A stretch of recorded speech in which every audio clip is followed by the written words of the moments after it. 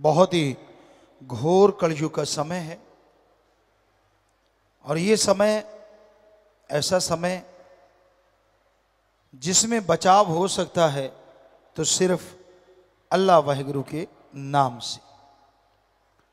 इंसान की मन इंद्रियां इतने फैलाव पे हो गई हैं कि उनके सामने गुरुमुखता इंसानियत टिकती ही नहीं। टिकती उनकी है, वो इंसानियत पे कायम रहते हैं, वही मानवता को कायम रखते भी हैं जो सेवा और सुमरन करते हैं। सुमरन करने के लिए कोई अलग से जगह नहीं चाहिए। आप अपने घर में परिवार में रहते हुए आराम से सुमरन कर सकते हैं। बोल के करें, अंदर ही अंदर करें, जिह्वा से करें, ख्यालों से करें। पर कई बार इंसान कहता है उससे सुमरन होता नहीं। बड़ी हैरानी होती। किसी का दिमाग विचार शून्य नहीं होता। हर इंसान के अंदर विचार सदैव चलते रहते हैं। यह अलग बात है, ज्यादातर लोगों के अंदर गलत विचार चलते हैं और कम अच्छे विचार चलते हैं। कम लोग ही होते हैं जिनके अंदर अच्छे विचार ज्यादा चलते हों और बुरे कम चलते हों। अगर ऐसा है तो वो भक्ति करता है, अगर ऐसा है तो वो सुमरन का पक्का है या सेवा करता है या दृढ़ यकीन है मालिक पे। इस वजह से तो पॉसिबल है कि बुरे विचार अंदर कम चले। अदरवाइज मन ये नफ़्स शैतान बेलगाम घोड़े की तरह कहें या रॉकेट की तरह कहें, क्या नाम दें इसको। आज के आधुनिक युग में बच्चे यही समझेंगे शायद कि आमतौर पे कहा जाता है ये गाड़ी 0 से 5 सेकंड में, 7 सेकंड में 100 पे जा सकती है। और मन की सुई 100 से शुरू होती है, उसकी 0 है ही नहीं। उसका पहले ही जब स्पीडोमीटर पे पैर रखता है तो 100 पहले ही आया होता है। अब जरा सोचिए, उतने सेकंड में तो वो हजारों किलोमीटर की स्पीड पे चला जाता है। यानी आपके विचार आपको पता ही नहीं चलता कब आसमान पे पहुंच जाते हैं और कब पाताल में चले जाते हैं। कभी तो आपको दिखाएगा वाह तू ही आदमी है यार, बाकी तो कोई है ही नहीं, और कभी दिखाएगा तू तो मुर्दा है। हल्लाशेरी देता है मन इंसान को, वाह वाह तू ये कर दे, कोई जगह मिल जाए, कोई बात हो, कोई ये हो वो हो, बस फिर मन पंपिंग पंपिंग खूब पंप देता है। और आदमी कहता है मेरे जैसा तो बंदा पैदा ही नहीं हुआ। तो ये मन जालिम से लड़ना ही भक्ति है इस कलयुग में। आप दिखते कुछ और हो, अंदर प्रोग्राम कुछ और चल रहा होता है। यानी दुकान का लेवल जो लगा हुआ है और उसके अंदर सामान कुछ और ही रखा हुआ है। होता है ना ऐसा, कई बार कई दुकानों पे होता है, वो स्पेशल ग्राहक को ही देते हैं वो वाला सामान। आम ग्राहक तो जो पड़ा होता है उसी को देख के सामान ले जाते हैं, लेकिन कुछ स्पेशल होते हैं उनको वो वाला देते हैं जो लिखने में दिखने में नहीं होता। तो उसी तरह आपका मन आपके अंदर ऐसी बातें भर देता है जो दिखने में नहीं आती। आप वो चीज तक का दिखावा तो करते ही नहीं। अब हाँ मैं भगत, देखो मेरे जैसा कोई नहीं, मुझे तो सब पता है, मैं तो सब जानता हूं। खुद के बारे में जानता है तो छुपाता क्यों है? दूसरों के बारे में तू क्या खा के जानता है? खुद की गलतियां, खुद की बुराइयां आदमी को कभी लगती नहीं कि उसमें कमी है। उसको लगता नहीं मैं तो अच्छा हूं। अगर कमियां हो भी तो कबूतर की तरह आंखें बंद कर लेता है, कहता है बिल्ली तो आ ही नहीं रही। वो देखता भी है कि हाँ जो गलत करते हैं वो भरते हैं, लेकिन उसको ये लगा रहता नहीं नहीं मैं नहीं, मेरे में कुछ नहीं। कबूतर वाली बात आपको कई बार सुनाई है, हमने अपनी आंखों से देखी है।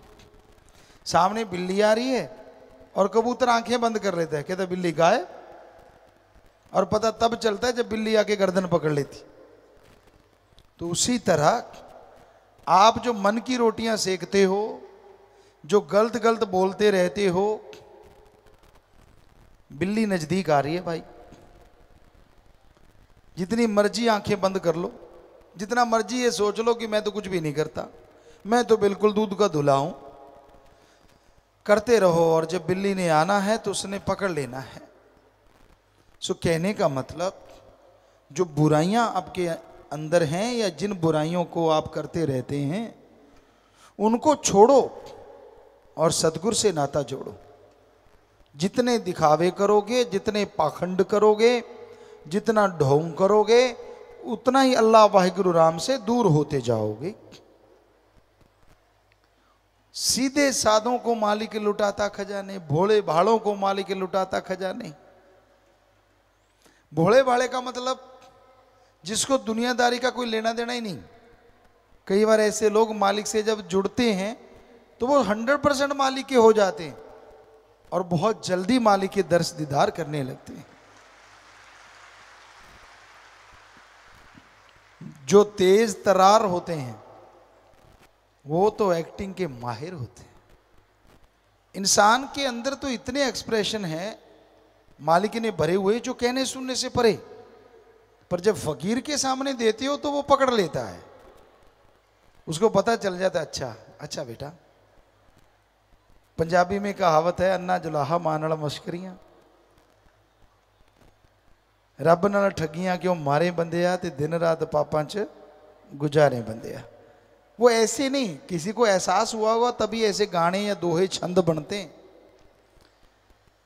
और ये हमने देखा है, आदमी को तो बुद्धू बनाता ही है, भगवान को भी बनाता है, सतगुरु को बनाता है। उसकी चालें, उसके दिखावा, उसका चाल ढाल, उसका सोच जब हम देखते हैं तो बड़ा ही दुख होता है। क्यों, ये कहां पहुंचा खड़ा है इंसान। दिखता कुछ और है, दुकान कुछ और ही है, सामान कुछ और ही है, दिखाता कुछ और है, बोलता कुछ और है, और अंदर है कुछ और ही। तो ऐसा करने वाले घर के ना घाट के, ना दुनिया में उन्हें कोई मुंह लगाता है और ना ही भगवान की दरगाह में वो इज्जत हासिल करते हैं। दर दर 84 लाख जोनियों में चक्कर लगाते रहते हैं। इंसान गलती करता है तभी तो इंसान है, भगवान नहीं। बेप्रवाह जी सुनाया करते, गलती करके मान ले उसे इंसान कहते हैं, गलती पे गलती करे उसे शैतान कहते हैं, और गलती पे गलती करता ही चला जाए और ना माने उसे हैवान कहते हैं। यानी 2 बार भी हो गई, चलो कोई बात नहीं, माफी मांगी, क्षमादान लिया, सुमरण किया, वो भी फिर भी आखिर है तो पशु वाली बात। इंसान को तो एक बार में हट जाना चाहिए ना। पर जो करते ही चला जाए और परवाह ही ना करे और एक्सप्रेशन ऐसे दे कि भाई मैं कुछ करता ही नहीं, मैं तो बिल्कुल सही हूं, तो ये बिल्कुल गलत है, ये शैतानियत। तो आप अपने नफ शैतान को, अपने मन शैतान को हमेशा रोक के रखा करो। जितना इसका लगाम कस के रखोगे उतना ही सतगुरु अल्लाह वाहिगुरु राम के नजदीक पहुंचोगे। और जब तक इंसान मन को रोकेगा नहीं, माल अल्लाह वाहिगुरु राम का कृपा पात्र नहीं बन सकता। सतगुरु मौला चाहे तो राई को पहाड़ बना दे और पहाड़ को राई बना दे, कोई देर नहीं लगती।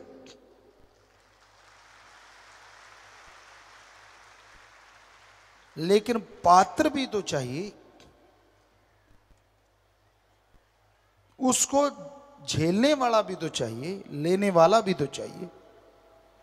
दया में रहमत तो मूसलाधार दिन रात बरसती है।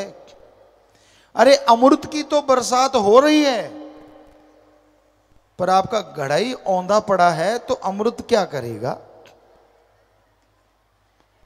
उल्टे घड़े में एक बूंद नहीं जाती अमृत की। सो मन की उल्टी सोचों में जो उलझे रहते हैं, जो मनमते चला करते हैं, सब कुछ पाके भी उन्हें उसका एहसास नहीं होता। और जो मन से लड़ते हैं, थोड़ा सा पाके भी बहुत बड़े एहसास का हासिल कर लेते हैं और खुशियों से लवरेज रहते हैं। इस दुनिया में कोई तन में खोया है तो कोई मन में खोया है,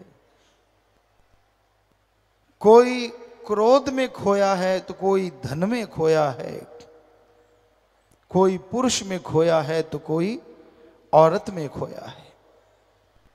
ये सब माया का मक्कड़ जाल है जो उसने ऐसा बनाया है।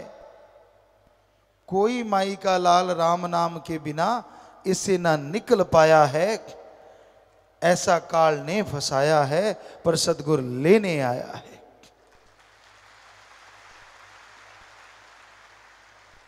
काल का जुल्म सितम रूहों पे होता है तो सतगुरु पीर फकीर आते हैं, संत आते हैं, भगवान उन्हें भेजता है कि जाओ मेरी औलाद को समझाओ।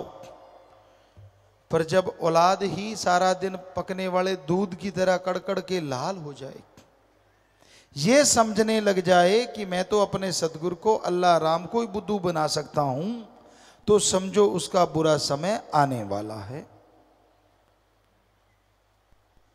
इसलिए अपने नफ्स के हत्थे चढ़ के अपने आप को अहंकार की बुलंदियों पे मत लेके जाओ, वरना गिर के चकनाचूर हो जाओगी। उसे पल पल की खबर है, वो क्षण क्षण की जानता है। वो हर इंसान के कारनामों को पहचानता है। वो जानता है आप कैसे कर्म करते हो, वो पहचानता है आप कब क्या कर रहे होते हो। पर उसे पर्दा मंजूर है, इसलिए वो चुप रहता है। और हमें नहीं लगता कि इंसान अपने पीर फकीर के वचन ना मान के सुखी होता होगा। क्षणिक सुख हुआ, क्षणिक खुशी आई, फिर बुरा हाल, फिर अंदर बाहर से बेहाल। आत्मा कचोटती है, शर्म देती है, अरे ओ पगले कहां पड़ गया तन मन के चक्कर में। अपने अल्लाह, अपने वाहिगुरु, अपने राम को बुला के इंसान काल के चक्करों में उलझा हुआ है। एक कहावत आपको सुनाया करते हैं, आज फिर ख्याल में आई। एक राजा के पास बहुत कुछ था, बहुत परोपकारी राजा था, किसी का दुख दर्द नहीं सहता था। तो एक बार साधु संत उसे मिले, देखा कि यार ये इतनी भक्ति करता है, इतनी परमार्थ पर हित सेवा करता है ये राजा, इतना प्रजा को सुखी रखता है, क्यों ना इसे कोई वरदान दिया जाए। तो उन्होंने उस राजा को एक फल दिया कि हे राजन, ये फल ले ले तू, अगर खाएगा तो 9/9 हमेशा जवान रहेगा। तू इतनी समाज की सेवा करता है, इतना ख्याल रखता है प्रजा का, तो राजा ने वो फल ले लिया, पर वो राजा में एक बात थी, वो अपनी महारानी से बेइंतहा मोहब्बत करता था, बहुत बहुत ज्यादा प्यार करता था। तो राजा ने वो फल अपनी महारानी को दिया कि भाई तू चिर जौवन, हमेशा नवजौवन रहना, ये फल खा ले। रानी ने फल ले लिया। कुछ दिन बीते, वो फल राजा के सामने आया। घूम घुमा के उसे एक वेश्या फल दे रही थी। राजा हैरान रह गया, ये फल तो महारानी को दिया था और ये फल मुझे एक वेश्या दे रही है। उसने पूछा इसमें क्या फर्क, क्या है इस फल में? तो वेश्या कहेंगे, हे राजन, मैं गंदगी का घर और आप इतने अच्छे समाज सुधारक, इतने नेक राजा, मैं आपको फल दे रही हूं, इस फल की खासियत बड़ी जबरदस्त है। राजा कहने लगा, क्या? कहने लगे, इसे जो खाएगा वो हमेशा नवजौवन, चिरजौवन रहेगा, जवान रहेगा, बूढ़ा नहीं होगा। राजा हैरान रह गया। कहने लगा, बताओ तेरे पास फल कहां से आया? वो कांपने लगी। कहती, बताती हूं। राजा कहता, रुक। उसने महारानी को बुलाया। कहता, फल कहां है? कहती, जी खा गई। कहने लगी, राजा के हाथ में फल था। कांप गई। कहने लगी, मारो चाहे छोड़ो, मेरे यहां कोतवाल आता था, मैं उसे मोहब्बत करती थी। आपने मुझे फल दिया, मैंने कोतवाल को दिया। राजा ने कोतवाल को बुलाया। बुलाओ उसको। ये फल तो कोतवाल थर थर कांपते हुए कहने लगा, जी महारानी के पास तो मजबूरी वश जाता था, मेरा प्यार तो इस वैश्या से था, इसलिए मैंने ये फल इस वैश्या को दिया। राजा क्या सारे प्यार मोहब्बत के भरम भुलेखे टूट गए, आंखों में आंसू आ गए। देखा, जिस महारानी को मैं जान से ज्यादा प्यार करता था, उसकी यारी कोतवाल से, और जिस कोतवाल की यारी महारानी से हो, उसकी यारी वैश्या से। तो राजा कहने लगा, सबसे कोई अच्छा है इन सब में, हम सब में, तो वो एक ही है, और वो है वैश्या। उसको इनाम दिया। अरे महारानी, तुझे क्या चाहिए था जिसके पास महाराजा था? अबे ओ कोतवाल, जिसको महारानी मिल जाए और क्या चाहिए, पर तूने इसको दिया। और वैश्या देखो, वो अपने राजा से मोहब्बत करती थी, सच्ची मोहब्बत, पाक मोहब्बत। उसने सोचा मेरा राजा हमेशा नवजौवन रहे। सो आगे की कहानी भी है, लेकिन कहने का मतलब, जब अल्लाह वाहिगुरु राम से इश्क हो जाता है, जब भगवान से इश्क हो जाता है, फिर इंसान गंदगी के पुतलों में गंदगी ढूंढता रहता है। इसमें ढूंढी, उसमें ढूंढी, उसमें देखा, इसमें देखा, क्या? फिर तो वो वैश्या ही अच्छी हुई जिसने सिर्फ और सिर्फ राजा को देखा। सो इश्क उस अल्लाह वाहिगुरु राम से जब करते हो, तो अपना दृढ़ यकीन उसके लिए रखा करो। छींक आ गई, क्यों आई? मैं बीमार हो गया, क्यों हुआ? खुद के कर्म याद नहीं, क्या क्या गुल खिलाए हैं लाइफ में, वो सारे बुला दिए, और दोष देने चला है सतगुरु को, अल्लाह वाहिगुरु राम को। उसने मेरे साथ ऐसा क्यों किया, उसने मेरे साथ वैसा क्यों किया? भूल गया उसने तुझे 84 लाख जन्म में चक्कर लगाते लगाते को मनुष्य शरीर दिया, और मनुष्य शरीर देके संतों से मिलाप करवा दिया, नाम दिलवा दिया जिससे इस संसार से नहीं हमेशा से सच्ची मुक्ति मिले, मालिक की गोद में पहुंचे। और तेरे लिए भगवान क्या करे। गंदगी के पुतले को बिना देखे बिना सोचे उसने राम नाम से जोड़ के, अल्लाह वाहिगुरु से जोड़ के अपना बना लिया। क्या तेरे में ऐसा कोई कर्म था जो तू उसका हो गया? कभी लाइफ में सोचा है? कभी ध्यान दिया है? दुदू दुदू दू करना बड़ा आसान होता है, कोई भी इंसान कर सकता है, लेकिन ऐसा करने से पहले कभी विचार किया? लोग परखने चलते हैं भगवान को, सतगुरु अल्लाह राम को, और खुद को कभी परखा ही नहीं, कभी देखा ही नहीं, कभी सोचा ही नहीं मैं किस खसलत का मालिक हूं, मैंने क्या क्या कर्म किए लाइफ में, मैं चलाऊं उस भगवान को चैलेंज कर। उसको क्या चैलेंज करना जो रग रग में बसता है, रग रग की जानता है। इसलिए हे भाई बहनों, चैलेंज लेना है तो मन से लड़ने का लो, बहादुरी दिखानी है तो मन को हरा के दिखाओ, फिर आप बहादुर। मन से तो लड़ना नहीं, वो जिस गति में ले गया उसी गति में बह गया। भूल जाता है एक ऐसा खसम, एक ऐसा साईं है जिसे अल्लाह वाहिगुरु राम कहा जाता है। वो रग रग की जानता है, हर जगह रहता है, हर पल की उसे खबर रहती है। उसे क्यों बुला देते हो? एक्टिंग उसके सामने नहीं चलती।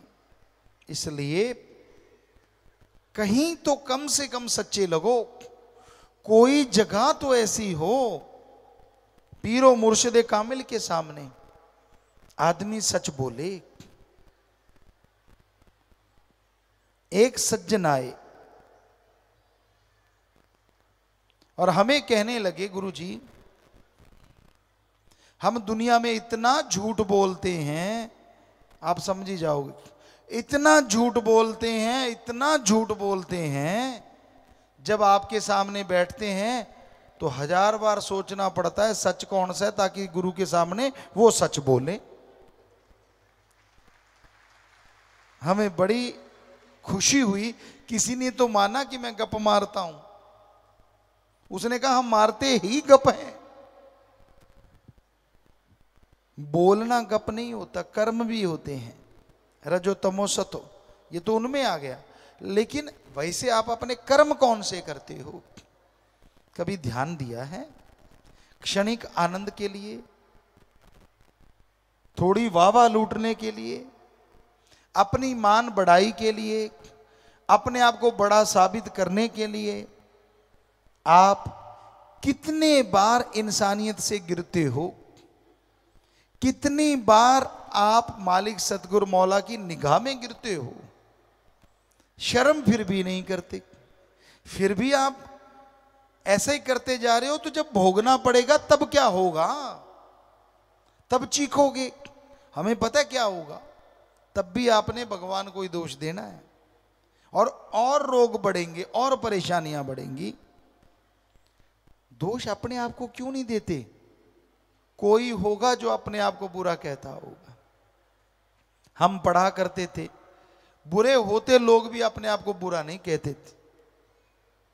हम जमाने में गुजरे, शहरों में जाते, महानगरों में जाते, तब भी हमने नहीं देखा कि कोई ये कहता हो कि कबीरा सब ते मैं बुरा, मैं तज भला सब कोय, जिन ऐसा कर मानिया मीत हमारा सोई। कोई मीत, मालिक का प्यारा, कोई सतगुरु का अति प्यारा तो ऐसा कह सकता है, वरना पंजाबी में कहावत है, नक ते मक्खी नहीं बैठ देंगे। बैठने देने भी नहीं चाहिए, लेकिन ये कहावत का मतलब है कि अपने आप को कोई बुरा कहने ही नहीं देता। कपड़े पहने उसके अंदर ही सोचता है सारे ऐब भी छुप गए। ये भूल जाता है ऐसा खसम है जो इस तन के अंदर रहता है, जिसने इस तन को बनाया है। उसको कैसे निकालोगे अंदर से? वो तो हर पल की खबर रखता है। भूल जाता है। फिर ऐशो आराम, फिर त्रुटियां, फिर बुरे कर्म, और दोष देना सदगुरु को, करना बुरे काम खुद। जमाने का बड़ा अजीब दस्तूर है। यहां लोग बुराइयां करते थकते नहीं, लेकिन हमेशा उस भगवान को दोष देते भी थकते नहीं। अरे कर्म खुद करो और दोष दो भगवान को। कर्म कैसे रुक सकते हैं बुरे? सेवा से, सुमरन से, भक्ति इबादत से। और कोई तरीका नहीं जिससे कर्मों की मार से बचा जाए।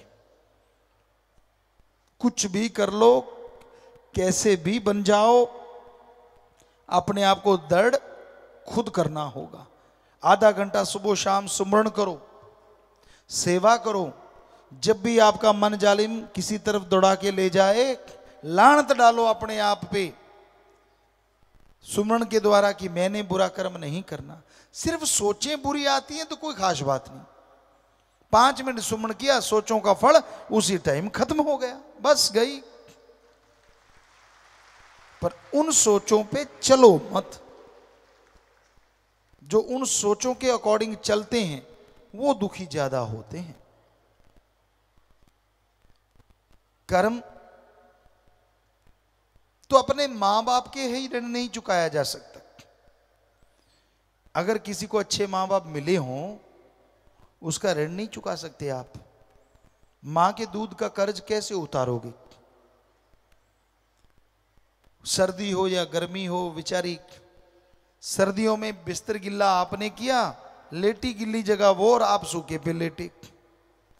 गर्मियों में आप महाशय नींद में मस्त हैं और मां पंखा झेल रही है। आजकल तो एसी आ गए, मां भी खुराटे बेटा भी खुराटे।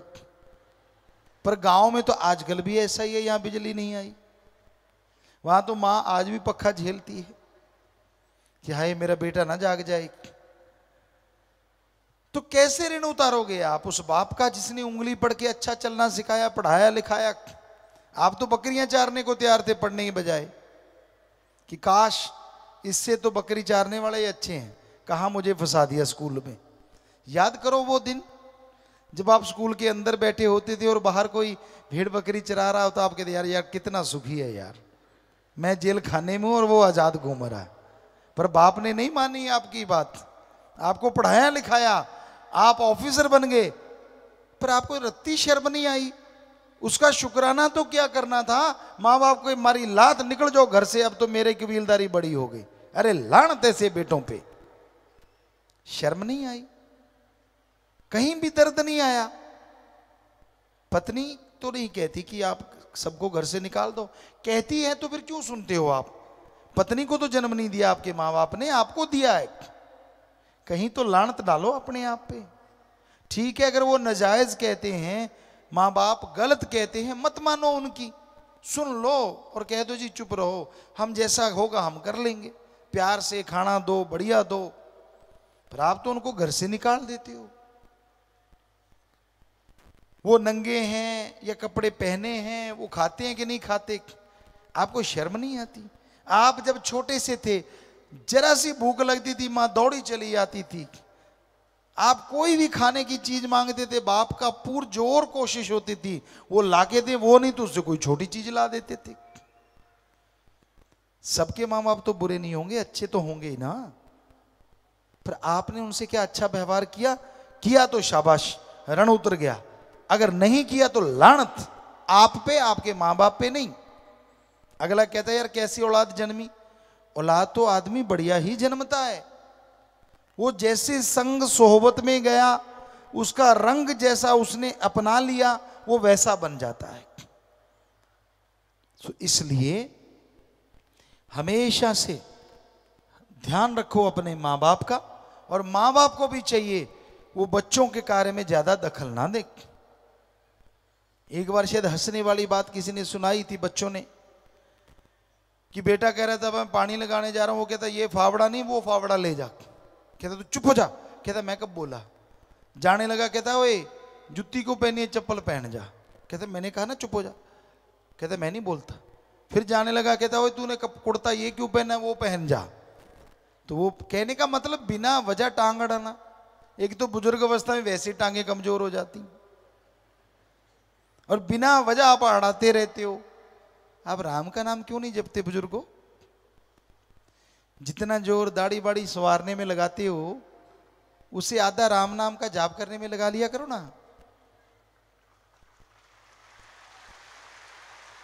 हम नहीं कहते कि दाढ़ी ना संवारो, जितनी मर्जी संवारो, फिक्सो विक्सो जो मर्जी लगाओ, हमें कोई चक्कर नहीं। हमारा कहने का यहां मतलब है, जितना आप दुनिया को फेस दिखा के प्रभावित करना चाहते हो, कहीं उस आत्मा को थोड़ा सा अच्छा दिखा के भगवान को प्रभावित करने की सोच लो, तो बारे न्यारे ना हो जाएं आपके।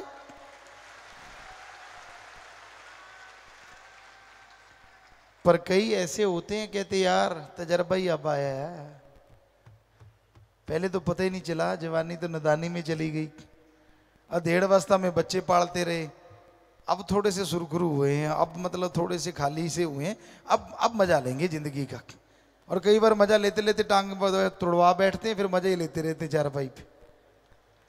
सो कहने का मतलब, कभी तो रिटायरमेंट ले लो गृहस्थ जिंदगी से। जन्म से लेके मरने तक गृहस्थ में डूबे रहोगे क्या? कभी तो वाहिगुरु राम को याद कर लिया करो, जिसने बढ़िया सी जिंदगी दी है, मनुष्य जीवन दिया है। पर ना जी, मेरा ये क्यों नहीं, मेरा वो क्यों नहीं, मेरा फलां। एक बुजुर्ग माता आई, हमने कहा बेचारी बीमार है, शायद प्रार्थना करना चाहती है, हाथ कांप रहे हैं, तक तक तक सिर कांप रहा है। हमने कहा हाँ बोलो, आप उदास हैं? कहते हाँ पिताजी। क्या चक्कर है? बेटा पोता तंग करते हैं? कहते नहीं नहीं नहीं नहीं नहीं, बढ़िया घर है, बेटा है, पोता है, आगे पोते के भी बेटा है, बड़ा हो गया। तो फिर क्या चाहती हो? कहती पोते के बेटे के बेटा हो जाए, बेटियां हैं दो। हमने कहा ले, अरे कुछ मांगना था, काश मांग लेती, मुझे भगवान मिल जाए, पता नहीं कितनी उम्र बाकी है। वो नहीं मांगा, पता नहीं आगे से आगे जाके किसका मांगा। तो ऐसे हैं, छोड़ते ही नहीं, छोड़ते ही नहीं भाई। पर मस्ताना जी महाराज ने वचन किए कि सेवा करते हो, और अगर आप त्यागी बन के सेवा करते हो, तो त्यागी का मतलब त्यागना, चाहे कुछ भी होता रहे। ऐसे त्यागी बन गए, फिर कुछ भी नहीं होगा, सब कुछ मालिक अच्छा ही अच्छा करेगा, क्योंकि फिर वो करेगा, उसको लाज है। और अगर आप टांगे अड़ाते रहोगे तो फिर करते रहो, आप भी दुखी, वो भी दुखी, तू भी दुखी, मैं भी दुखी, कहता है। तो वो वाली बात भाई, घर गृहस्थ में रहते मालिक को पा सकते हो, सुमरन करो, गृहस्थ जिंदगी का सही तरीके से निर्वाह करो, अपने कर्तव्य अपने फर्ज की अदायगी करो, पर एक फर्ज कभी ना भूलो, अल्लाह वाहिगुरु राम की भक्ति और उसकी औलाद की सेवा, वो हमेशा करते रहो। और जब त्यागी बनते हो तो सच्चे त्यागी बनो, दिखने वाले नहीं, डुप्लीकेट नहीं, सच्चे वाले। कि जब छोड़ ही दिया सब कुछ तो फिर छोड़ दिया। और परिवारों को भी चाहिए कि भाई हाँ, हमें छोड़ गया और अब मालिक की याद में है, उसकी भक्ति इबादत में सेवा सिमरन में, तो हमारा भी फर्ज है कि उसे परेशान ना करें। पर कईयों की तारें जुड़ी ही रहती हैं। हालांकि जन्म के समय तार कट गई थी मां के गर्भ से आते ही, नाड़ुआ कहते पंजाबी में, वो काट के दाई ने अलग किया, लेकिन फिर भी कईयों की तारें बुजुर्ग अवस्था तक ही जुड़ी रहती ना। मेरा लाल लाल थप्पड़ मारता तड़ाक, ऐसा देखा है हमने। ये एक सज्जन थे, बड़ा प्यार करे, उसने किस किया और उसने थप्पड़ दिया, ले ले ले पापा। तो ये गलत है ना, बड़ा अजीब है। क्योंकि मजाक की बात तो चलो कोई बात नहीं, लेकिन आखिर कब तक इंसान को इंसानियत सिखाने वाला इंसान है या फिर गुरु मुर्शिद कामिल है? वरना तो दुनिया में ऐसे उंगली लगाने वाले हैं जो एक दूसरे से दूर करके ही खुश होते हैं। तो इसलिए भाई इस युग में जितनी भक्ति करोगे, जितने सतगुरु मौला के बन के रहोगे दिलो दिमाग से, उतना ही वो अल्लाह वाहिगुरु राम झोलियां भरेगा। जितने पाखंड करोगे, जितने ढोंग दिखावे करोगे, जितने शब्द गलत बोल दिए, एक एक शब्द का हर्जाना आपको चुकाना पड़ेगा। क्योंकि सिमरन आपका इतना है नहीं, सेवा आप उतनी कर नहीं पाते, तो फिर हर्जाना भोगोगे कैसे? शरीर में बीमारियों से, परेशानियों से, दिमागी टेंशन से, और कोई तरीका नहीं। हम कोई बद्दुआ नहीं दे रहे, हम तो बता रहे हैं अगर ऐसा करोगे तो ऐसा। पंजाबी में एक कहावत है, मुर्दा बोलू खप्पण पाड़ू। क्योंकि मुर्दे के ऊपर कफन डला होता है, तो वो जब बोलेगा तो नेचुरली कफन फटेगा ना, तो कहीं होती है ऐसे। और जब भी बोलना है गलत बोलना है, अच्छा नहीं बोलना। इसलिए मत करो ऐसा। भरती जाती है बेड़ी, भरती जाती है, भरती जाती है, और एकदम से डूबती है तड़ाक, और फिर रोने के सिवाय कुछ भी पल्ले नहीं रहता। इसलिए किसी का बुरा भी देखो तो बुरा गाओ ना, खुद बुरा करो ना, बस इतना ही काफी है।